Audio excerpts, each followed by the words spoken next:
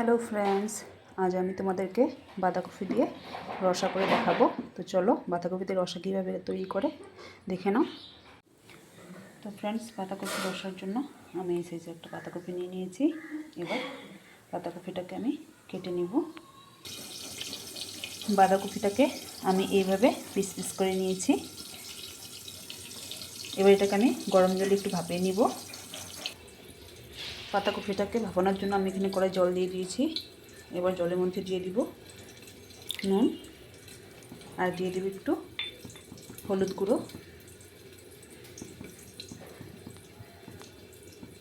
এবার জলটাকে একটু গরম হতে দিব। জলটা আমার গরম হয়ে গিয়েছে। এবার এর মধ্যে আমি কেটে রাখা বাঁধাকপিগুলো দিয়ে দিব।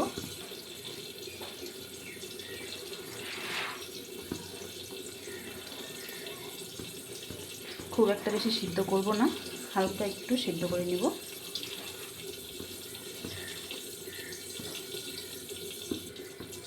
বাঁধাকপিগুলোকে 3 থেকে 4 মিনিট ঢাকা দিয়ে আমি সিদ্ধ করে নিব। বাঁধাকপিগুলো আমার সিদ্ধ হয়ে গিয়েছে। আমি জল থেকে এবার তুলে নিব। বাঁধাকপিটাকে আমি জল থেকে তুলে নিয়েছি। এবার এটাকে একটু ঠান্ডা হতে দিব। বাঁধাকপিটাকে আমি বড়া করার জন্য এখানে নিয়ে নিয়েছি বেসন।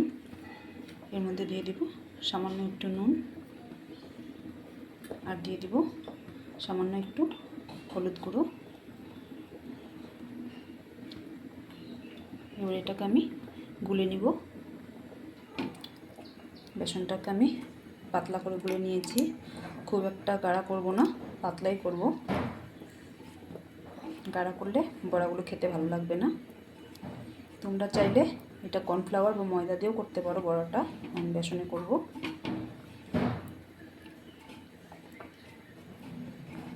বেসনটা আমি গুলে নিয়েছি। এবার বড়াগুলো ভাজবো। বড়াগুলো ভাজার জন্য আমি এখানে কড়াই বসিয়ে দিয়েছি। এবার কড়াই দিয়ে দিব সাদা তেল।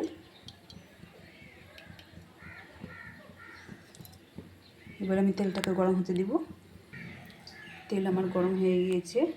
আর এদিকে আমি বাঁধাকপিগুলো খুব সুন্দর বেসনে ডুবিয়ে নিয়েছি। এবার তেলে ছেড়ে দিব।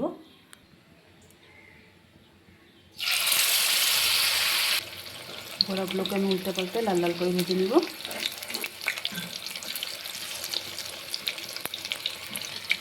বড়াগুলোকে আমি লাল লাল করে ভেজে নিয়েছি। এবার তুলে নিব।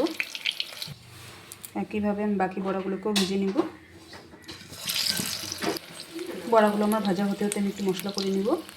এখানে আমি আগে থেকে গোটা জিরা শুকনো লঙ্কা ভেজে রেখেছিলাম। এবার এটাকে আমি পেস্ট করে নিব।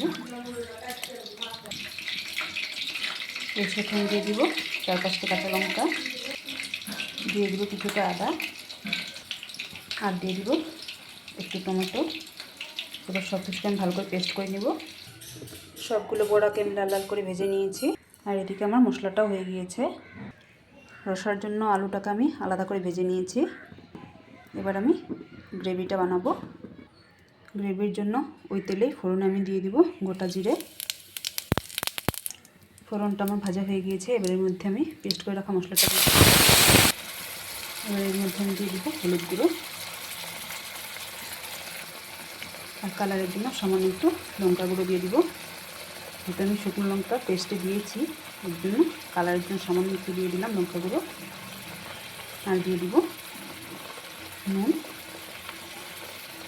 এবার সব কিছুকে ভালো করে আমি কষিয়ে নেব।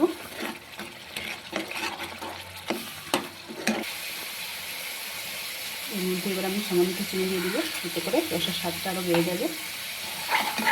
মশলাটা আমার ভালো করে ভাজা হয়ে গিয়েছে, তেল ছেড়ে দিয়েছে। এবার এর মধ্যে আমি দিয়ে দেবো ভেজে রাখা আলুগুলো।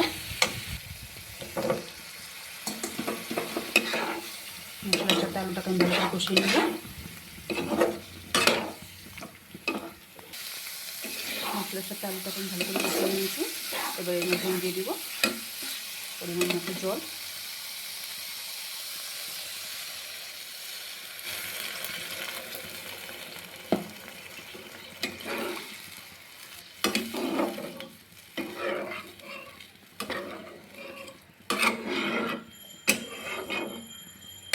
এবার গ্রেভিটাকে আমি ফুটতে দিব।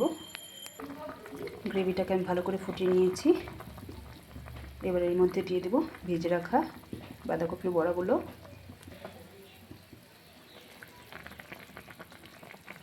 বড়াগুলো দিয়ে আমি গ্রেভিটাকে বেশি আর ফোটাবো না, এতে করে বড়াগুলো ভেঙে যেতে পারে।